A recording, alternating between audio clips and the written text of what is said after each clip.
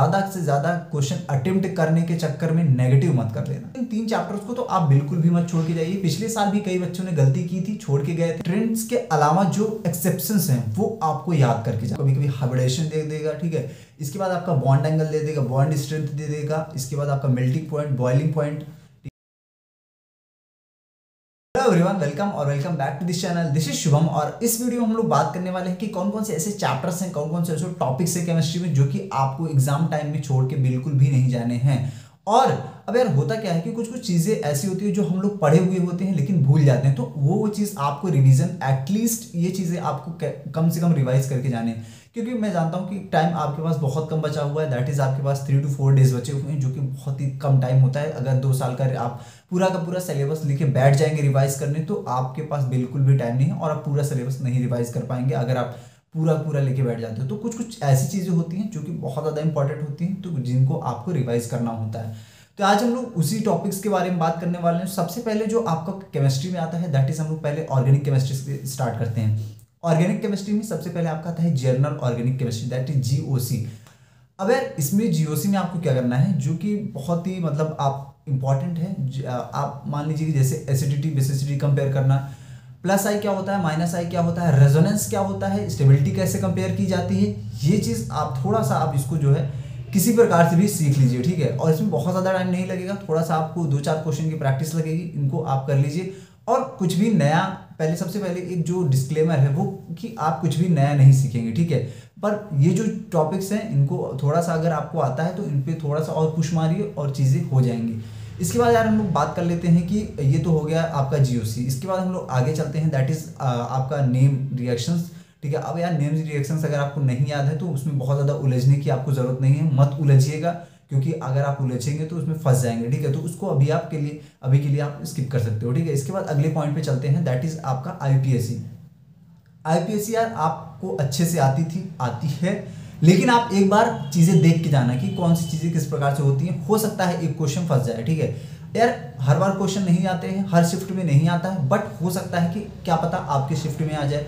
तो आईपीएससी थोड़ा सा आपको क्या करना है, देख के रूल्स देख के जाने हैं। 8-9 रूल्स हैं, आप उसको देख के जाओ कहाँ पे क्या कैसे होता है, ठीक है। कि अगर चेन बीच बाद में रहती है क्या होती है, बीच में रहती है क्या होती है, वो सारी चीज़ें आप लोग देख के चले जाओगे। अब यार नेक्स्ट चीज़ के ऊपर चलते हैं, that is aromatic compounds. Aromatic compound से क्वेश्चन आना कंपल्सरी, मतलब आता ही है। तो आपको करना क्या है कि अगर आपको एरोमेटिक कंपाउंड आता है देन आप उसमें जो है एक बार रिवाइज कर लोगे। अगर नहीं आता है तो फिर अभी उसको पढ़ने की कोई ज़रूरत नहीं है, क्योंकि चीज़ें क्या होगा ना, थोड़ा सा चीज़ें वहाँ पे आपको ज़्यादा पढ़ने की ज़रूरत पड़ेगी, ठीक है। इसके बाद यार नेक्स्ट चीज़ के ऊपर चलते हैं, दैट इज जो 3 चैप्टर अब मैं बताने वाला हूँ। ये 3 चैप्टर बहुत ही ज़्यादा इंपॉर्टेंट है और ये 3 चैप्टर अगर आप पढ़ लेते हो, इन 3 चैप्टर को आप 6 घंटे में 6 से 7 घंटे में बहुत आसानी से आप इन 3 चैप्टर्स को कवर कर ले जाओगे। और इन 3 चैप्टर्स से आपको 3 क्वेश्चन देखने को मिलेंगे, दैट इज पॉलीमर, अब इसके बाद आपका इन्वायरमेंट, इसके बाद आपका बायोमोलिक्यूल, ठीक है। ये 3 चैप्टर बहुत इंपॉर्टेंट है, पॉलीमर, बायोमोलिक्यूल और इन्वायरमेंट। इन तीनों में से एटलीस्ट कम से कम 2 क्वेश्चन आपको देखने को मिलेगा, ठीक है। तो ऑर्गेनिक यहाँ पे आपकी समाप्त हो जाती है। तो इन 3 चैप्टर्स को तो आप बिल्कुल भी मत छोड़ के जाइए। पिछले साल भी कई बच्चों ने गलती की थी, छोड़ के गए थे, लेकिन फिर उन्होंने बाद में फिर रियलाइज किया था कि हाँ कुछ कुछ चीजें हैं जो कि इंपॉर्टेंट होती हैं। अब यार हम लोग चलते हैं अगले सेक्शन की तरफ, दैट इज आपका इनऑर्गेनिक केमिस्ट्री। जैसे ही इनऑर्गेनिक केमिस्ट्री का नाम आता है तो सबसे पहले आपको पीरियोडिक टेबल आपके सामने दिखती है। पीरियोडिक टेबल की बात करें तो पीरियोडिक टेबल में आपको जो भी बेसिकली ट्रेंड्स हैं, ट्रेंड्स के अलावा जो एक्सेप्शंस हैं वो आपको याद करके जाने हैं, ठीक है। और वो आपको ट्रिक पता होगी, ट्रिक सारी एक्सेप्शंस की आपको आपके टीचर्स ने लिखवाई होगी। वो ट्रिक आप याद करके जाओ जहां जहां एक्सेप्शंस हैं, क्योंकि ऑलमोस्ट यही होता है एवरी टाइम की आप ट्रिक वहां पे जो होती है यूज होती है, जहां पे एक्सेप्शंस होते हैं वही आपका पूछ लिया जाता है, ठीक है। तो वो चीज आप पढ़ के जाओ। अब यार ये हो गई आपकी पीरियोडिक टेबल। अब यार पीरियोडिक टेबल के बाद अगर हम लोग बात करें केमिकल बॉन्डिंग, जो कि आपको बहुत बड़ा मेजर पोर्शन आपका होता है पूरे के पूरे आपके इनऑर्गेनिक केमिस्ट्री में। तो यार अगर हम लोग इनऑर्गेनिक केमिस्ट्री में केमिकल बॉन्डिंग की बात करें तो वो मतलब 2 से 3 सवाल उसके आते हैं। अब देखो यहाँ पे केमिकल बॉन्डिंग में आपको क्या क्या चीज़ें करनी है। केमिकल बॉन्डिंग में आपको कभी कभी हाइब्रिडेशन दे देगा, ठीक है। इसके बाद आपका बॉन्ड एंगल दे देगा, बॉन्ड स्ट्रेंथ दे देगा, इसके बाद आपका मेल्टिंग पॉइंट, बॉइलिंग पॉइंट, ठीक है। ये सारी चीज़ें आपको बेसिकली केमिकल बॉन्डिंग में यहाँ पे दे देगा। तो ये चीज़ है कि अगर आप इन चीज़ों को थोड़ा सा मतलब एफर्ट मार के कर लेते हो तो डेफिनेटली आपको फायदा, मतलब आपको रिवाइज करनी है, ये चीज़ें आपको रिवाइज करके ही जानी है, ठीक है। अब यार नेक्स्ट चीज़ के ऊपर चलते हैं, दैट इज केमिकल बॉन्डिंग के बाद आपका आता है कोऑर्डिनेशन कंपाउंड। अब ये वाला चैप्टर इंपॉर्टेंट हो जाता है क्योंकि यहाँ से एक क्वेश्चन डेफिनेटली आपको देखने को मिलेगा, डेफिनेटली आपको एक क्वेश्चन देखने को मिलेगा, दैट इज कोऑर्डिनेशन कंपाउंड से। यहाँ पे क्या पूछा जाता है, यहाँ पे आपको कोऑर्डिनेशन नंबर पूछ लिया जाता है या फिर और भी चीज़ें हैं जो कि आपको पूछ ली जाती हैं। तो उस चीज़ को यार अगर आपको नहीं आता है, ठीक है, अब यार नंबर ऑफ आइसोमर्स, वहाँ पे बेसिकली यहाँ पे आइसोमर्स भी पूछ लिया जाता है कि कितने आइसोमर्स बनेंगे।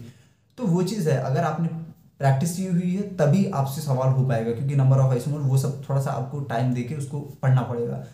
बाकी यार हम लोग नेक्स्ट चीज़ के ऊपर चलते हैं, इनऑर्गेनिक केमिस्ट्री में ही, दैट इज आपका जो मेटलर्जी मैं रिकमेंड नहीं करूंगा क्योंकि देखो उसमें क्या है ना, बहुत सारी चीज़ें हैं और जेई एडवांस में उसका ज़्यादा पोर्शन आता है, जेई मेंस में उतना ज़्यादा पोर्शन आपको मेटलर्जी का देखने को नहीं मिलेगा, ठीक है। फिलहाल उसके अलावा हम लोग जो कर सकते हैं वो है आपका पी ब्लॉक। पी ब्लॉक यार थोड़ा सा आपको रटना पड़ेगा, पी ब्लॉक में रिएक्शंस हैं SPDF, ठीक है।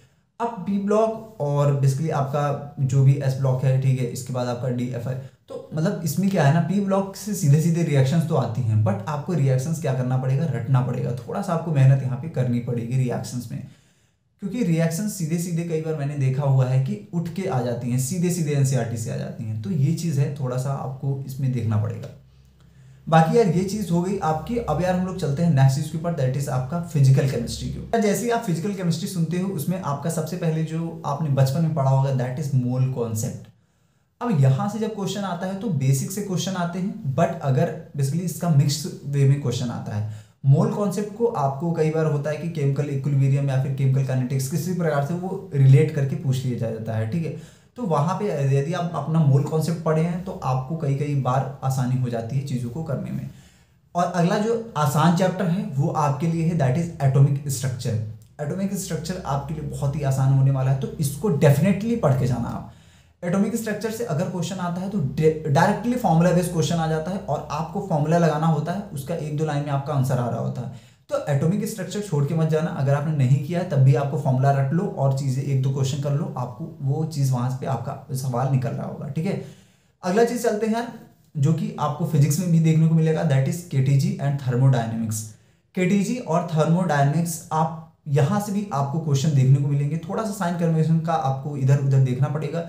फिजिक्स में कुछ और होता है और केमिस्ट्री में कुछ और होता है, तो साइन कन्वेंशन का ध्यान रख के आपको चीज़ें करनी होगी।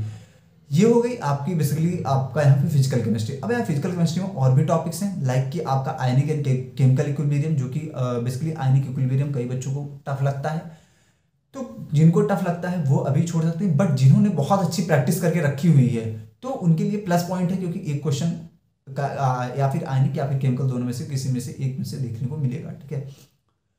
तो आप लोग क्या कर सकते हो, जिनको आता है वो कर सकते हो, नहीं तो बहुत ज़्यादा इसमें लड़ने की जरूरत नहीं, क्योंकि आयनिक आपको कई बच्चों को टफ लगता है और one of the toughest chapter भी होता है आपकी केमिस्ट्री में, ठीक है। तो आयनिक छोड़ सकते हो फिलहाल के लिए, क्योंकि आपके पास उतना ज़्यादा टाइम है नहीं। अब यहाँ नेक्स्ट चैप्टर के ऊपर चलते हैं, दैट इज जो आपके थ्योरेटिकल चैप्टर्स हैं। सरफेस केमिस्ट्री हो गया, लिक्विड हो गया, ठीक है, और इसके बाद आपका सॉलिड स्टेट। अब यार यहाँ पे जो 3 चैप्टर्स हैं, इन 3 चैप्टर्स में से ये 2 चैप्टर्स बेसिकली आपका जो फ्रैंकल हो गया, शॉर्ट की डिफेक्ट हो गया, ये सारे डिफेक्ट वाली चीज़ आपको सॉलिड स्टेट में पढ़ने की ज़रूरत है, जो लास्ट में आता है।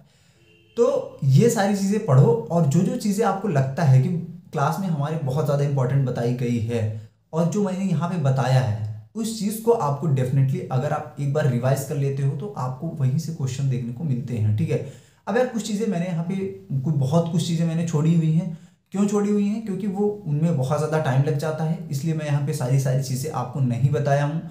अब यार टाइम इसलिए क्योंकि अब आपके पास टाइम बचा नहीं है, तो आप उतना ज़्यादा नहीं कर सकते हो, ठीक है। तो यही हमारी लिमिटेशन है।